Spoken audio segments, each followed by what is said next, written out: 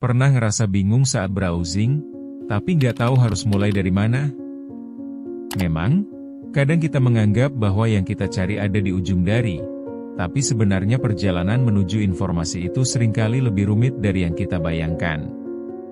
Tanpa kita sadari, mesin pencari yang kita pakai sehari-hari punya sejarah panjang yang penuh liku-liku, dan itu perlu kita pahami supaya nggak sekadar jadi konsumennya saja. Apa sih yang terjadi pada dunia pencarian informasi sebelum Google tiba-tiba jadi raja di internet? Bayangkan, di suatu waktu, kita masih mengandalkan direktori dan kata kunci yang enggak selalu tepat. Mari kita mulai menggali lebih dalam kisah menarik di balik gedung-gedung digital yang kita akses setiap hari dan bagaimana semua ini bermula. Chapter 1, Awal Mula Mesin Pencari. Zaman dulu, sebelum mesin pencari ditemukan, mencari informasi itu seakan-akan kayak meraba dalam gelap.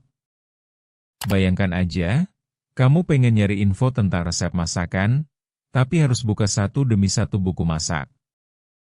Ribet, kan? Nah, sebelum mesin pencari muncul, orang-orang harus mengandalkan kamus, ensiklopedia, dan bahkan perpustakaan fisik yang penuh dengan debu. Waktu itu, informasi tersebar di mana-mana, dan bikin kita pusing 7 keliling.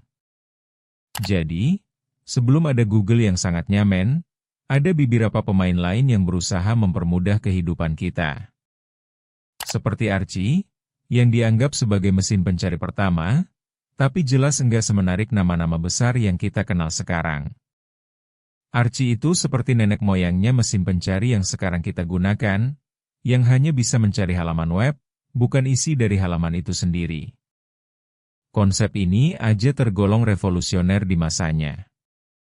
Bayangkan, dulu, orang harus tahu persis URL untuk bisa sampai ke informasi yang mereka butuhkan. Gila, kan? Itu semua kayak naik kereta tanpa tahu stasiun tujuan. Meski merepotkan, cara itu mendorong orang untuk lebih aktif mencari informasi. Chapter 2, Revolusi Pencarian dengan Web. Seiring waktu, semakin banyak situs web bermunculan. Dengan banyaknya informasi yang ada, pencarian manual jadi semakin nggak praktis, dan disinilah mesin pencari mulai bersinar. Bayangkan, pengguna internet mendapati diri mereka terjebak dalam lambakan data tanpa peta. Disinilah pentingnya mesin pencari yang bisa menyortir barang-barang dalam tumpukan informasi tersebut. Multiplus dan AltaVista muncul, menawarkan impresi baru dalam mencari via kata kunci. Gila, kan? Ini seperti menemukan sebuah manual di antara tumpukan kertas, yang ngasih jalan keluar dari kebingungan. Dari pencarian yang kaku dan terbatas, kita mulai memasuki era di mana kita bisa mendapatkan jawaban dengan jauh lebih cepat. Tapi masalah baru muncul, informasi yang salah juga ikut mengalir. Siapa yang bisa memastikan, ketika setiap orang bisa mengupload konten? Jumlah informasi yang beredar meningkat, dan masyarakat pun harus lebih kritis dalam mendengarkan narasi yang berbeda-beda. Bayangkan, dulu berita bisa dicari dalam hitungan detik, tapi akurasinya? Well, itu cerita lain bukan?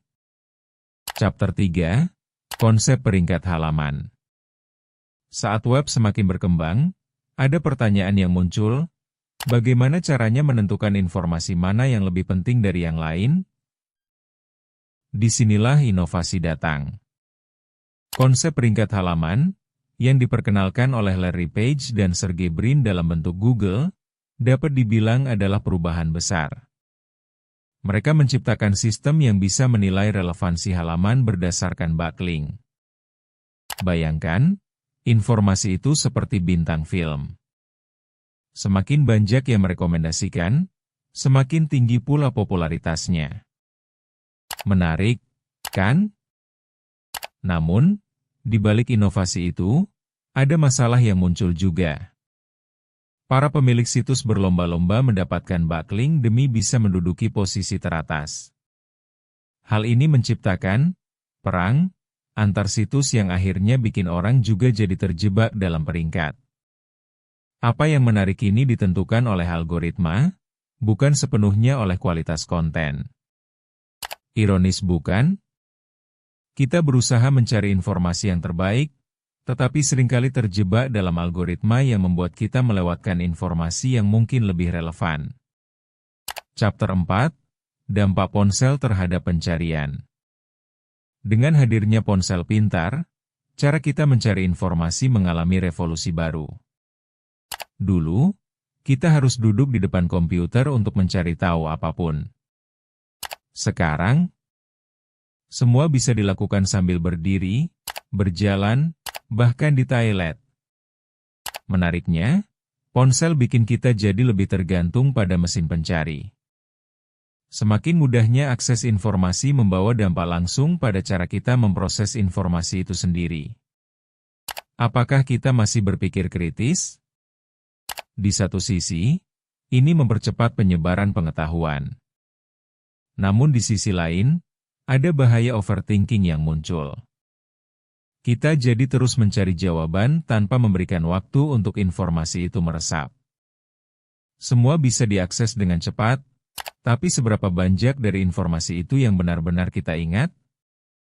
Ironisnya, kemudahan ini sering bikin kita lupa dengan cara-cara tradisional dalam mencari dan menyimpan pengetahuan. Chapter 5, Tantangan dan Masa Depan Mesin Pencari. Sekarang, kita sudah mendalami bagaimana mesin pencari berkembang, tapi apa selanjutnya? Dalam era informasi yang cepat ini, tantangan baru muncul. Bagaimana kita bisa memastikan informasi yang kita terima itu akurat? Dengan makin banyaknya berita hoaks dan misinformasi, kita jadi terjebak dalam siklus yang bikin frustasi. Apakah kita akan terus mengandalkan mesin pencari untuk memberitahu apa yang benar? Berharap, di masa depan, akan muncul AI yang lebih pintar, entah itu dalam bentuk asisten virtual atau sistem yang bisa menyaring secara lebih canggih. Namun, yang paling penting adalah tetap kritis. Ingat, secepat dan semudah apapun akses informasi, jangan sampai kita jadi korban dari apa yang kita cari.